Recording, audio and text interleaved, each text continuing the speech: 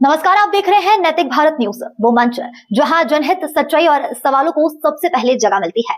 मैं हूं साक्षी और अब शुरुआत करते हैं इस वक्त की सबसे बड़ी और अहम खबरों के साथ। कब्रिस्तान के मुद्दे पर गरमाया माहौल। वंचित बहुजन आघाड़ी ने मुस्लिम समाज को दिया समर्थन। मुस्लिम समाज के कब्रिस्तान दफन भूमि के मुद्दे को लेकर क्षेत्र का माहौल गर्माता नजर आ रहा है। बताया जा रहा है कि कई वर्षों से दफन प्रक्रिया की आवश्यक जमीन की मांग को लेकर मुस्लिम समाज द्वारा महानगर पालिका कार्यालय के सामने आंदोलन, मोर्चे और उपोषण किए जा रहे हैं। हालांकि आंदोलनकारियों का आरोप है कि प्रशासन की ओर से केवल आश्वासन दिए जा रहे हैं, लेकिन अब तक कोई ठोस निर्णय नहीं लिया गया है। इस बीच इस मुद्दे को लेकर हिंदू संगठनों और मुस्लिम समाज के आमने सामने आने से विवाद और अधिक गहरा गया है। ऐसे में वंचित बहुजन आघाड़ी के स्थानीय नगर सेवकों द्वारा मुस्लिम समाज को समर्थन दिए जाने के बाद राजनीतिक गलियारों में चर्चाओं का दौर शुरू हो गया है। वंचित बहुजन आघाड़ी के ठाणे जिला प्रवक्ता ने आंदोलन स्थल का दौरा कर उपोषणकर्ताओं और कार्यकर्ताओं से मुलाकात की। इस दौरान उन्होंने मुस्लिम समाज की मांगों का समर्थन करते हुए प्रशासन से इस मुद्दे का जल्द से जल्द समाधान निकालने की मांग की।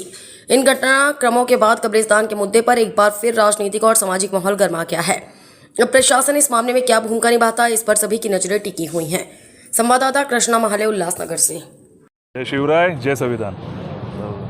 उल्हासनगर महानगरपालिकेतर्फे गेली अनेक वर्ष झालं मुस्लिम समाजाला दफनभूमी देण्यात येत, अनेक टाळटाळ केली जाते, अनेक त्यांना उत्तरं दिली जातात. परंतु आज अनेक नगरसेवक असताना देखील वंचित बहुजन आघाडीचे 2 नगरसेवक आणि तुम्ही त्यांना समर्थन देण्यात आले. तुमची नक्की भूमिका काय? भूमिका आता स्पष्ट आहे, पूर्ण देशात स्पष्ट आहे की आज जो फक्त विरोधी पक्ष उरलेला आहे म्हणजे स्वाभिमानी, तो फक्त वंचित बहुजन आघाडी उरलेली आहे. कारण आमचे जे नेते आदरणीय बाळासाहेब आंबेडकर हे कडकडून विरोध करतात या मनुवादींचा.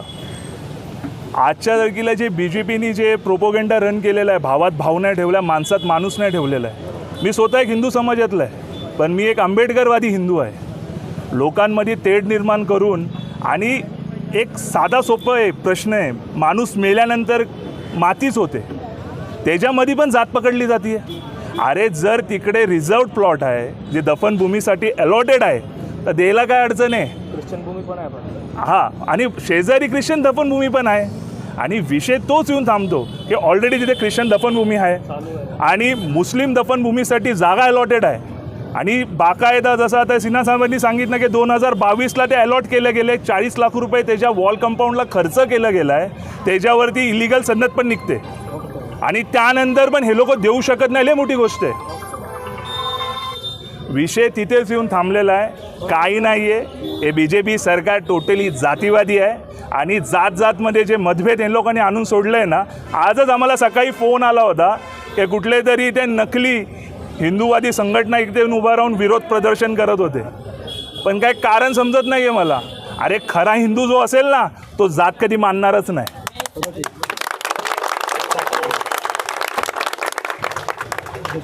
विषय तोच आहे, हिंदू मुस्लिम पहिल्यापासून भाऊ सारखेच राहिलेले आहेत. तो वातावरण तसाच इथे राहायला पाहिजे.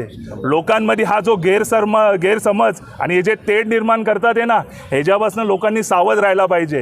हे नकली लोक इथे येऊन थांबत असेल ना, मी सरळ सांगतो ते हिंदू नाही, ते नकली लोक आहेत. विषय राहिला प्रश्न दफनभूमीचा आणि राहिला वंचित बहुजन आघाडीचं काय ह्याच्यामध्ये हे आहे भूमिका आहे. तर आमची भूमिका हे आहे, आम्ही आमच्या मुस्लिम भावांसोबत कंधेला कंधा लावून इथे उभा राहणार आहे आणि आमचा जाहीर पाठिंबा इथे आम्ही जाहीर करतोय.